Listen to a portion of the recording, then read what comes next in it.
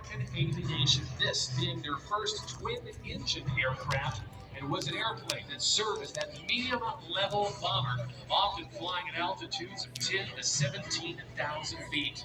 You can imagine a full armada of these B-25s, up to 16 or 20 or 30 of these aircraft being dispatched over the skies of Europe en route to an enemy target. Inbound now from the left for a hot run, courtesy of the Firewalkers International Pyro Team. Here's the B-25.